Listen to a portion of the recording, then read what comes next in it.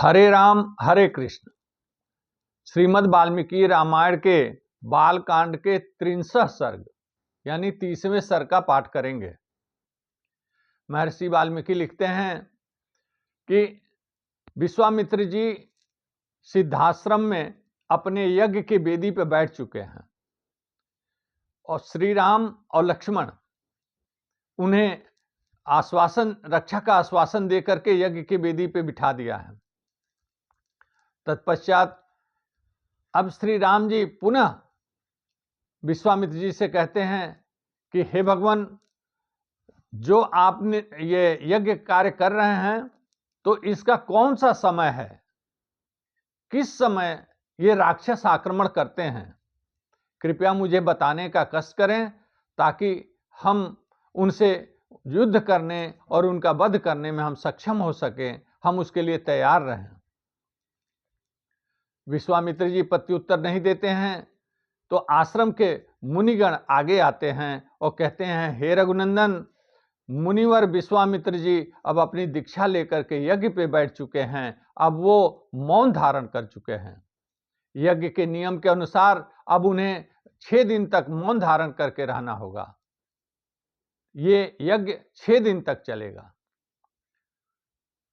रघुनंदन श्री राम, आपको 6 दिन और 6 रात अब आप अपने तरीके से आपको इसका रक्षा का भार आपके ऊपर है। अब आप किस प्रकार रक्षा करें वो आप सावधान होकर के आप अपने तरीके से रक्षा का कार्य करिए।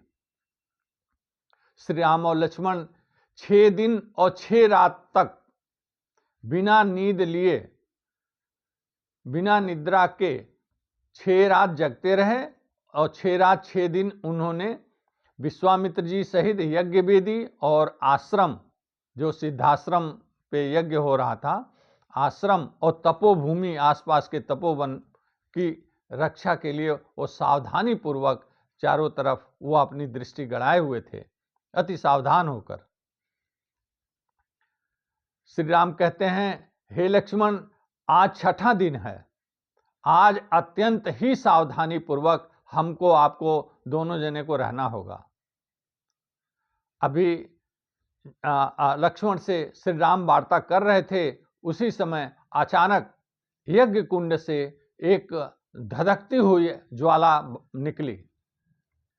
इस धधकती हुई ज्वाला को ये राक्षसों के आगमन का सूचक माना गया कि कोई आपत्ति आने वाली है, राक्षसों का आक्रमण हो सकता है।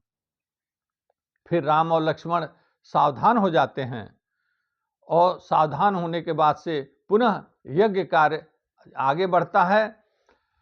विश्वामित्र जी यज्ञ वेदी पे कुश, चमस, श्रुआ और फूलों के सहित समिधा के साथ साथ फूलों से आच्छादित हैं।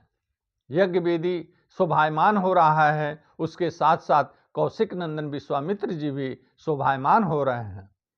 बहुत ही सुंदर दृश्य वहां पर है। यज्ञ वेदी के चारों तरफ पुरोहित, ऋत्विज और उपाध्याय वेद मंत्रों का उच्चारण कर रहे हैं और वेद मंत्रों से यज्ञ कार्य आगे बढ़ रहा है। उसके तमाम आयोजन के जो नियम थे उसको वेद मंत्रों के उच्चारण के साथ साथ पूरा किया जा रहा है। तभी अचानक जिस प्रकार से बरसात के दिनों में काले मेघ घिर जाते हैं, काले बादल चारों तरफ घिर जाते हैं, ठीक उसी प्रकार से मारीच और सुबाहु नामक राक्षस अपने अनुचरों और अपने अनुयायियों के साथ यज्ञ स्थल की तरफ दौड़ पड़ते हैं और चारों तरफ से अपने माया जाल से उसको घेर लेते हैं। श्री राम शोर सुन करके जब अति सावधान होकर देखते हैं तो देख रहे हैं कि मारीच और सुबाहु अपने दल बल के साथ ये सारे राक्षस यज्ञ वेदी की तरफ दौड़े चले आ रहे हैं।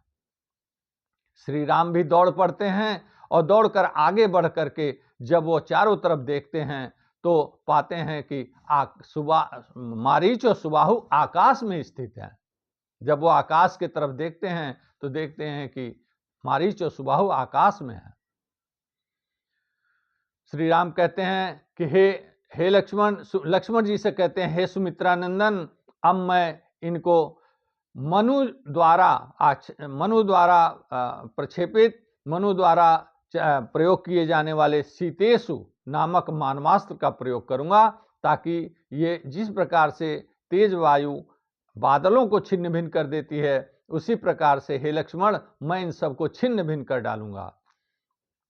तो वो सीतेषु नामक मानवास्त्र का प्रहार करते हैं, और जब वो अपने बाण पे, धनुष पे चढ़ा करके सीतेषु मानवास्त्र छोड़ते हैं, तो सीधे जा करके मारीच के छाती में लगता है, और उस मानवास्त्र ने मारीच को मूर्छित कर दिया और उसको लेकर के 100 योजन दूर समुद्र के जल में ले जाकर के गिरा दिया। जब मानवास्त्र ने मूर्छित कर दिया और लेकर के आकाश मार्ग से मारीच को जा रहा था, तो श्री राम ने कहा कि देखो लक्ष्मण, मैंने सीतेषु नामक अस्त्र से इसको मैंने 100 योजन दूर फेंका है, इसमें इसकी मृत्यु तो नहीं होगी, लेकिन ये मूर्छित होकर के जा रहा है, देखो किस प्रकार से जा रहा है। अब मैं आग्नेयास्त्र का प्रयोग करूंगा, क्योंकि यहाँ जो राक्षस जब आए तो वो रक्त की वर्षा करने लगे थे, और ये बाकी बचे हुए राक्षस रक्त की वर्षा वहां कर रहे थे यज्ञ स्थल पे। तो श्री राम क्रोधित होकर के आग्नेयास्त्र निकालते हैं और कहते हैं कि ये दुष्ट राक्षस मांसाहारी, मांसजीवी राक्षस हैं, मांसाहारी मांसभक्षी राक्षस हैं, इनको मारना आवश्यक है। आग्नेयास्त्र का प्रयोग करते हुए और सुबाहु को मार डालते हैं। आग्नेयास्त्र जाकर सुबाहु की छाती में लगता है और सुबाहु